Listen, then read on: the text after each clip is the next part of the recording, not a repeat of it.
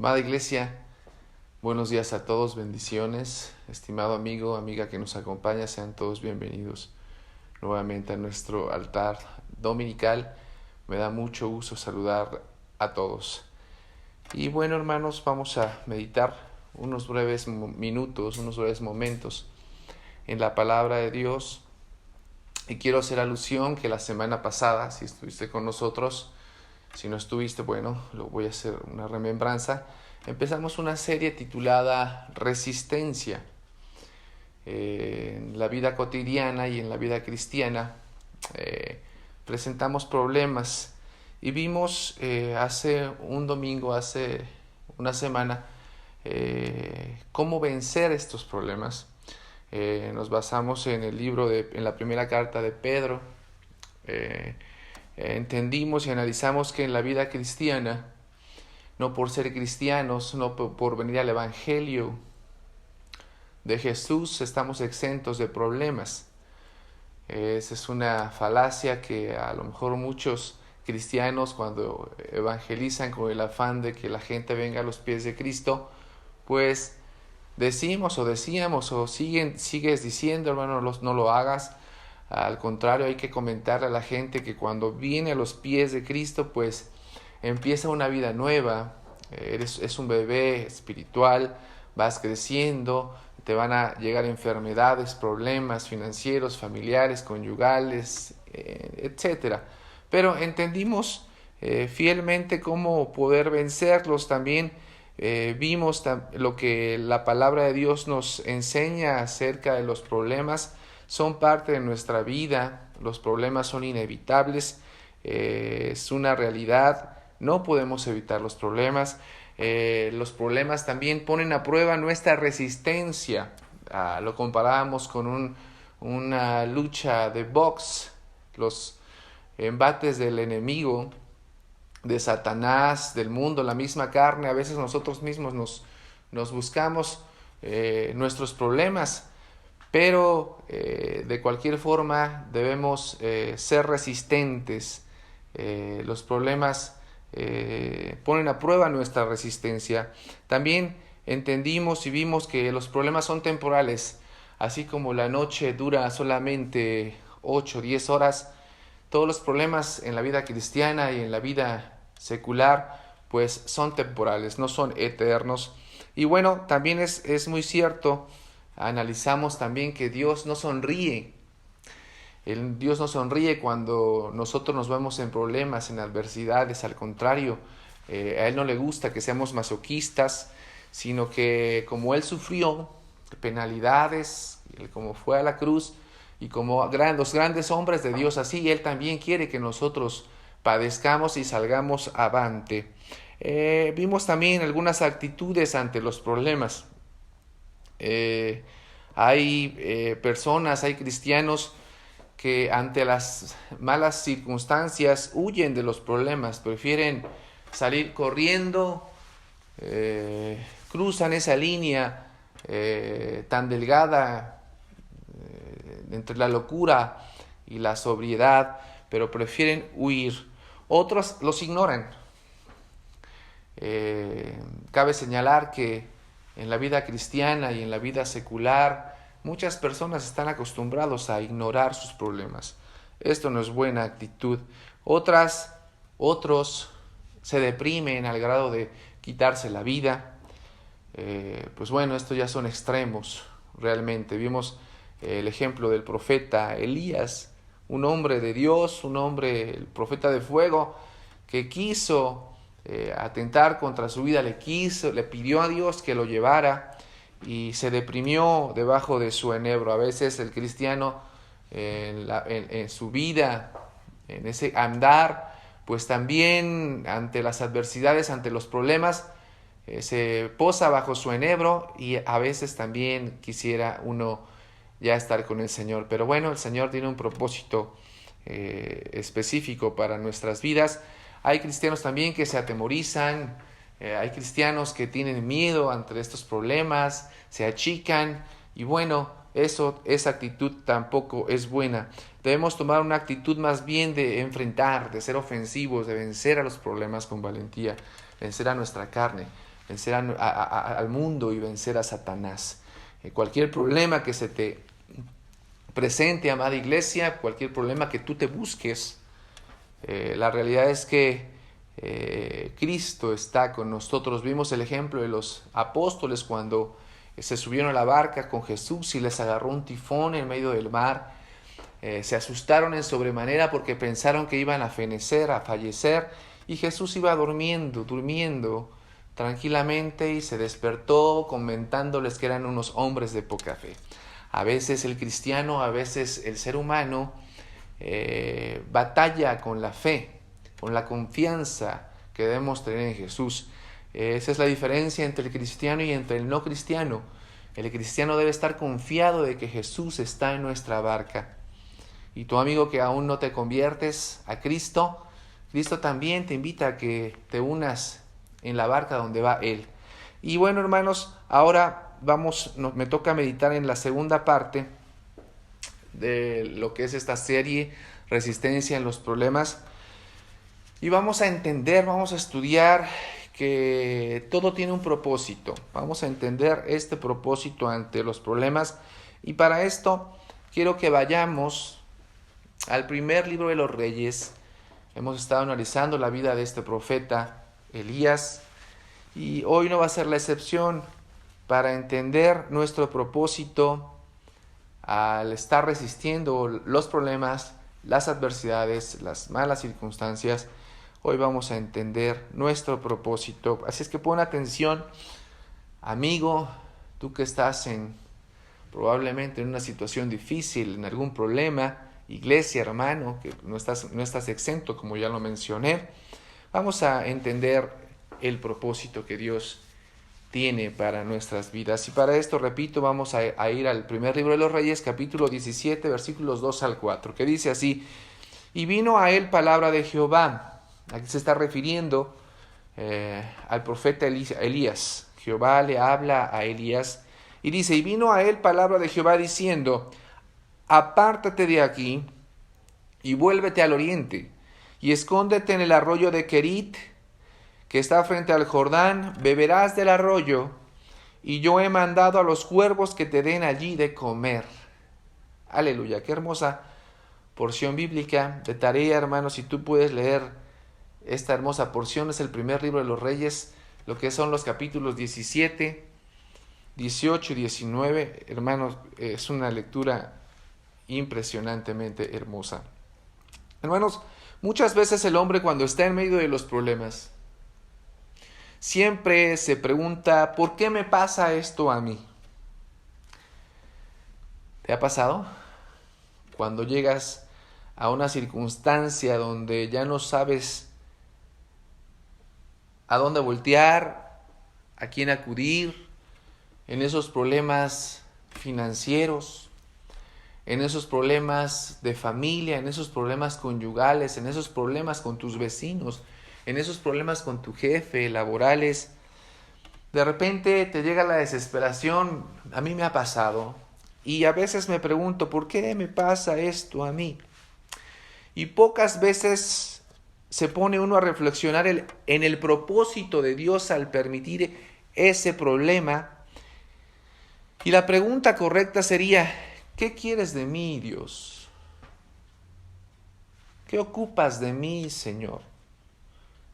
Ante esta problemática, ante esta circunstancia adversa, o quizá, ¿qué me estás enseñando en este problema?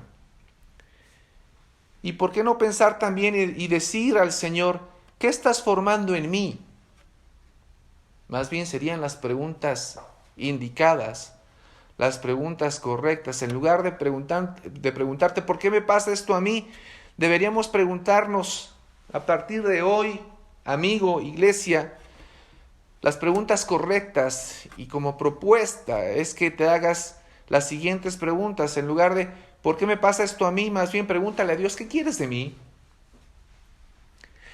¿Qué me quieres enseñar?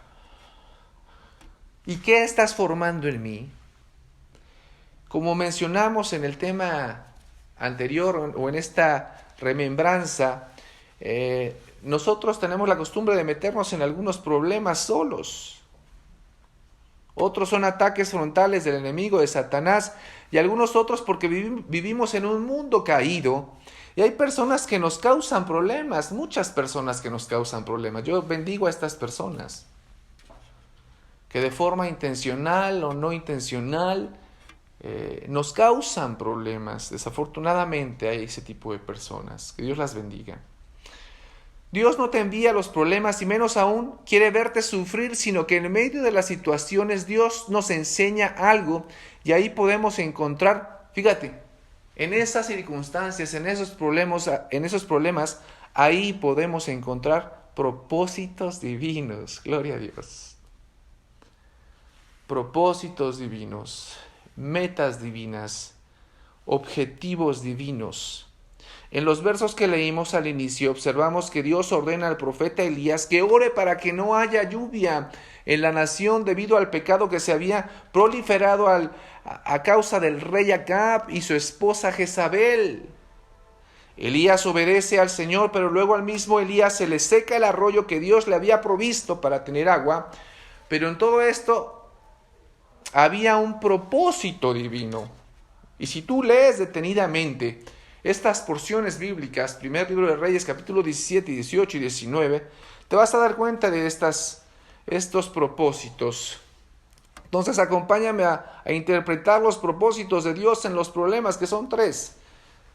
Hoy solamente vamos a analizar 3 propósitos de Dios en los problemas. Número 1, Dios usa los problemas para dirigirme. Repito, y ahí donde estás también, si puedes repetirlo conmigo, di: Dios usa los problemas para dirigirme. Hay muchas maneras de interpretar los problemas. Una poco común es que Dios usa o permite algunos problemas para dirigirnos. Fíjate lo que dice Proverbios 16:9. Al hombre le toca hacer planes y al Señor dirigir sus pasos. Al hombre le toca hacer planes. A mí siempre me gusta, ya lo habrás notado, sacar a relucir mi intención de adolescente. A los 17 años yo tenía toda la intención de ser un militar exitoso, secretario de la Defensa Nacional. A lo mejor pareciera un sueño guajiro, pero eran mis proyectos de adolescente y de joven. Eran mis planes. Pero el Señor definitivamente es el que dirigió mis pasos hasta donde hoy estoy. Ahora soy un general, pues ojalá, un comandante, un jefe, lo que Él quiera, pero del ejército celestial. Y eso para mí es un privilegio, es una dicha. También te puedo poner otro ejemplo. Después de terminar mi carrera, mi licenciatura, tengo una maestría trunca en negocios, tengo que decirlo, es trunca. Mi propósito era ser director en alguna institución bancaria. Esos eran mis planes. Pero bueno, los planes de Dios son otros. Y el Señor dirigió mis pasos hasta donde estoy. Que para mí también es un privilegio ser un líder, un pastor que pastorea al rebaño que el Señor me presta y que deje de ser un siervo inútil para su honra y su gloria.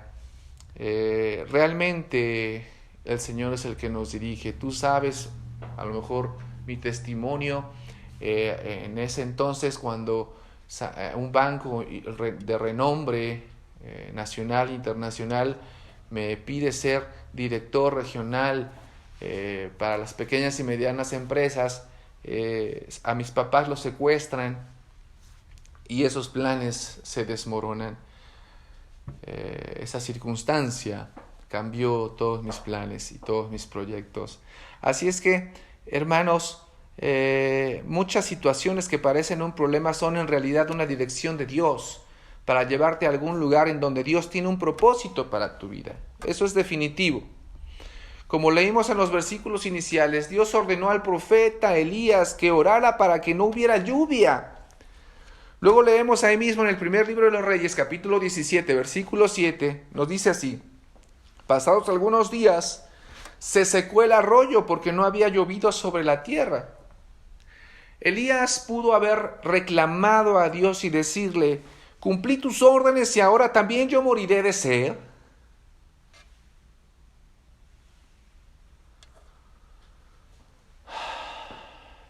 Cuando en cierta forma aceptamos de forma muy a fuerzas la voluntad de Dios y no nos gusta su voluntad, nos atrevemos hasta a reclamarle a Dios. Vemos la historia donde Dios le dice a Elías que le diga al rey Acab, a ese rey maldito, igual que su reina maldita Jezabel, les dice que él está en la presencia de Dios y porque está en la presencia de Dios, Dios le ha determinado declarar que no llueva durante más de 3 años y medio. Entonces le da una orden a Elías: tú vete al arroyo y ahí yo te voy a alimentar, van a ir los cuervos, te van a traer carnita, en el arroyo pues ahí vas a tomar agua, vas a beber, pero llega el momento, no llovía, por consiguiente el arroyo se seca. Elías no le reclama, como algunos pretendemos hacer en esa circunstancia, en ese problema. Confrontamos a Dios. Casi queremos agarrar a Dios como Homero Simpson agarra a Bart Simpson del cuello. ¿Por qué, Señor? ¿Quién eres tú?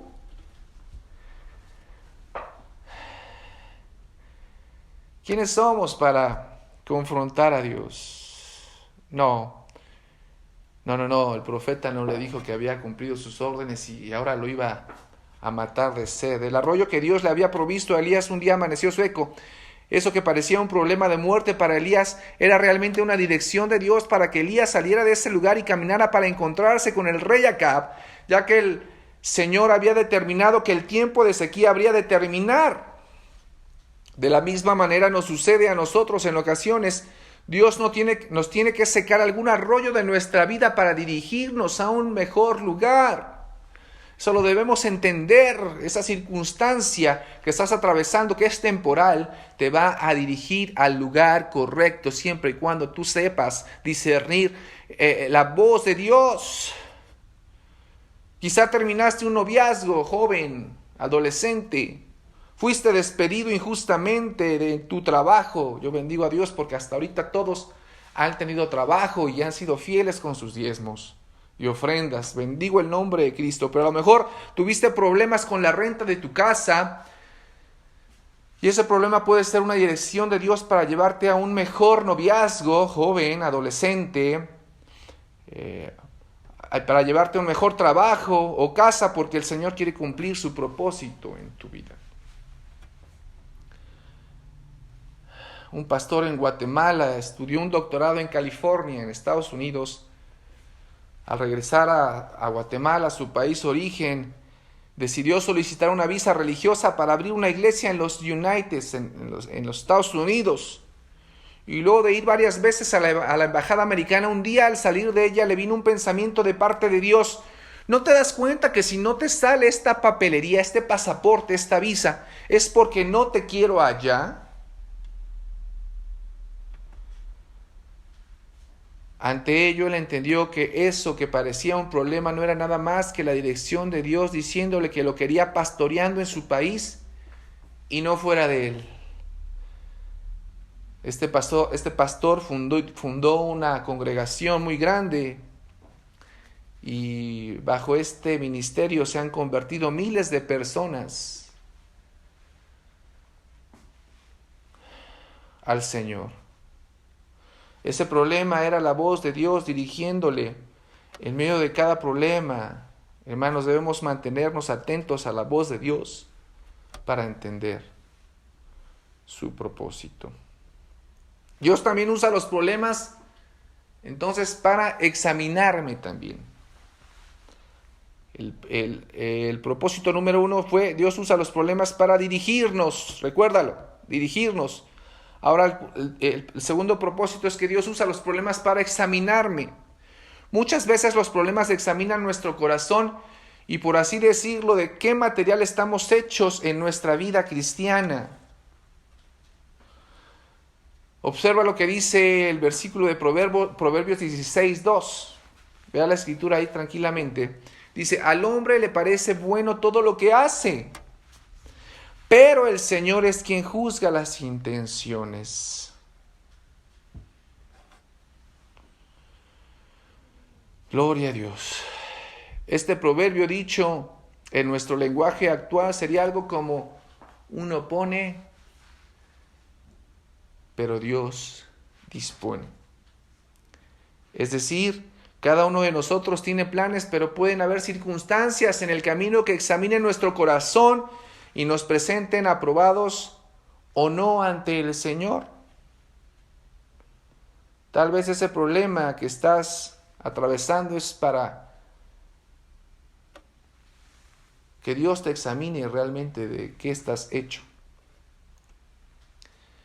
Y un ejemplo de estas examinaciones o de estos exámenes en la vida, hay gente que los pierde una y otra vez. Vemos al pueblo de Israel en el desierto perdiendo el mismo examen por 40 años. Dios nos examina, Dios nos prueba. Y cabe recordar Deuteronomio 8:12 en adelante. Fíjate lo que dice esta porción bíblica. Y te acordarás de todo el camino por donde te ha traído Jehová tu Dios estos 40 años en el desierto para afligirte, para probarte, para examinarte, para saber lo que había en tu corazón, si habías de guardar o no sus mandamientos. Y te afligió, y te hizo tener hambre, y te sustentó con maná, comida que no conocías tú, ni tus padres la habían conocido, para hacerte saber que no solo de pan vivirá el hombre, mas de todo lo que sale de la boca de Jehová vivirá el hombre. Tu vestido nunca se envejeció sobre ti, ni el pie se te ha hinchado en estos 40 años. Reconoce asimismo en tu corazón que como castiga el hombre a su hijo, así Jehová tu Dios te castiga. Guardarás pues los mandamientos de Jehová tu Dios, andando en sus caminos y temiéndole. Porque Jehová tu Dios te introduce en la buena tierra, tierra de arroyos, de aguas, de fuentes y de manantiales que brotan en vegas y montes, tierra de trigo y cebada, de vides, higueras y granados, tierra de olivos, de aceite y de miel, tierra en la cual no comerás el pan con escasez, ni te faltará nada en ella, tierra cuyas piedras son hierro y de cuyos montes sacarás cobre, y comerás y te saciarás, y bendecirás a Jehová tu Dios por la buena tierra que te habrá dado. Amada iglesia, amigo, es interesante lo que dice esta porción bíblica. En primer lugar, nos enseña que el Señor fue quien hizo recorrer a Israel en el desierto 40 años para ponerlos a prueba, pero no para dañarlos o acabar con ellos. El objetivo era conocer sus pensamientos. Parece ser que los problemas evidencian en nuestra forma de actuar lo más profundo de nuestros pensamientos. Pero el Señor va más allá cuando dice que al conocer sus pensamientos iba a entender si iban a cumplir o no sus mandamientos. Podemos decir entonces que los problemas le muestran a Dios cuál es nuestro corazón respecto a Él. El Señor quiere hacer un proceso en nosotros. Para Él somos oro preciado, pero para que el oro, hermano, sea puro, tiene que pasar por fuego a altas temperaturas y quitar toda impureza. Es necesario estas pruebas, estos problemas, para que tú puedas resistir. Y si tú eres un cristiano donde se sembró la semilla en buena tierra, vas a dar fruto al 30, al 60 y al 100 por uno. Pero si se sembró en el camino, como mucha gente, entre espinos, entre piedras, pues desafortunadamente tu fe va a menguar. El Señor usa los problemas para examinarnos. Y por último, Dios usa los problemas para protegerme. Dilo fuerte. Dios usa los problemas para protegerme.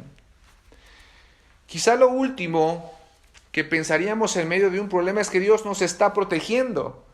Más bien, todo lo contrario. Pareciera que en los problemas pudiéramos decir, ¿y dónde estás, Dios? Que no te veo, no te escucho.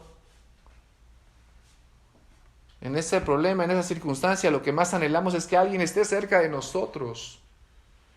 Cuanto más Dios. Sin embargo, en ocasiones este podría ser el caso. Salmo 91:3, fíjate lo que dice. Solo Él puede librarte de trampas ocultas. Nuestro entendimiento de las cosas es muy limitado. Lo que podemos ver es demasiado corto. Nuestra perspectiva no es la perspectiva de Dios. Sin embargo, Dios es infinito, es omnisciente y omnipotente. Él sabe si ese trabajo que deseamos tanto realmente nos bendecirá o no. Si esa pareja que oramos para que nos diga que sí es su propósito en nuestra vida. Y si ese negocio que deseamos nos traerá prosperidad o solo nos causará dolor. Debemos entender esto, iglesia. Dios nos quiere proteger para cambiar nuestro rumbo, nuestra dirección. Dios nos examina. Debido a ello, quizá algunas cosas que deseamos tanto no se dan. Posiblemente es la mano de Dios protegiéndote de alguna situación en el futuro. Hace un tiempo escuché la historia acerca de una señora que perdió la sensibilidad en la mano y por esto mismo un día cocinando se quemó gravemente sin casi darse cuenta, porque había perdido la sensibilidad. Muchas veces sentimos dolor para librarnos de que se convierta en una cosa peor. Oh iglesia, oh amada iglesia, cualquiera que sea tu situación, no le reclames a Dios porque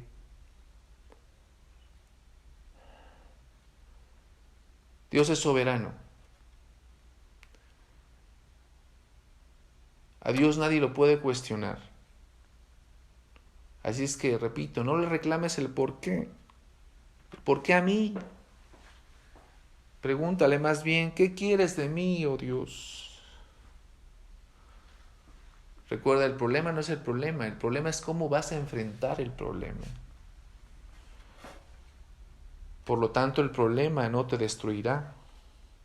Formará algo en ti. Nunca olvides que Dios es más grande que cualquier problema que enfrentes. Aleluya. Por el día de hoy dejaremos hasta aquí este mensaje.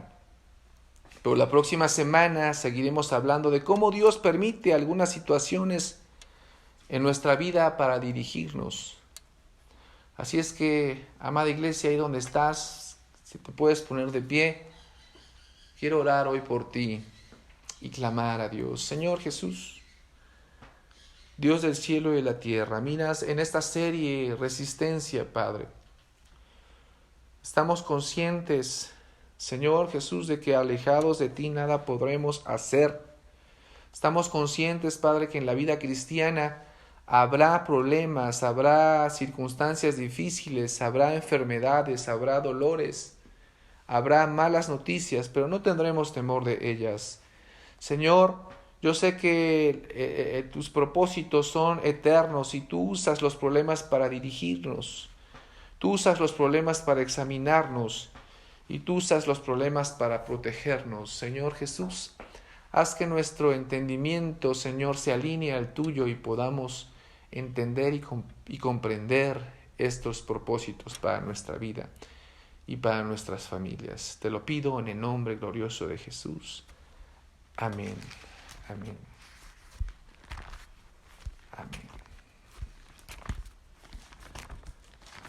Ahí donde estás. Malaquías 3, capítulo 10 y 11 dice: Traed todos los diezmos al alfolí, y haya alimento en mi casa, y probadme ahora en esto, dice Jehová de los ejércitos. Si no, os abriré las ventanas de los cielos y derramaré sobre vosotros bendición hasta que sobreabunde. Reprenderé también por vosotros al devorador, y no os destruirá el fruto de la tierra, ni vuestra vida en el campo será estéril, dice Jehová de los ejércitos. Y todas las naciones os dirán: bienaventurados, porque seréis tierra deseable, dice Jehová de los ejércitos. Amén. Amada iglesia, levanta tus ofrendas, tus diezmos. Yo los bendigo porque han sido fieles, han estado depositando sus ofrendas después de haberlas bendecido aquí, sus diezmos. Sigamos así, nos hemos estado haciendo de nuestro equipo de sonido, ya compramos un teclado profesional, ya lo verán, ya que nos den la apertura al 50%, un teclado profesional. Lástima, el tecladista no es tan profesional, oren por él. Ya estoy capacitando a mis hijos también para que se echen un buen palomazo. Gracias por sus aportaciones. Todo esto es gracias a sus aportaciones, a sus diezmos, a sus ofrendas. No dejes de tener esta bonita costumbre. El Señor te quiere bendecir de una forma sobrenatural. Cumple con estas obligaciones, hermano. Esto es para la iglesia. Y tu amigo, si sientes en tu corazón también bendecir a la iglesia, con esto, bueno, tú sabes que hacemos obras también altruistas, de labor social, de misericordia, y el Señor también te puede bendecir. Señor Jesús, te damos gracias porque, Señor, tú nos has provisto siempre lo necesario. Nos has dado, Señor, en abundancia en medio de esta escasez. Nos has dado riqueza en medio de la pobreza. Nos has dado fortaleza en medio de la debilidad. Gracias, Señor. Bendice a tu iglesia. Bendice a los líderes, a mi hermana Marbella, a mi hermano Ángel, a mi hermano Isaac, a Josué, a los líderes de señores, a mi hermano Román, a mi hermana Lucía, Misericordia, a los músicos, Señor, en general a todas las familias. Dales, Señor Jesús, en abundancia para que ellos también traigan obedientemente y con fidelidad sus diezmos y sus ofrendas, y todo lo que haga falta tú lo suplas conforme a tus riquezas en gloria. En el nombre glorioso de Jesús. Amén. La gracia de nuestro Señor Jesucristo sea con todos vosotros. Amén. Dios te bendiga, iglesia, los amamos. Un abrazo de mi familia.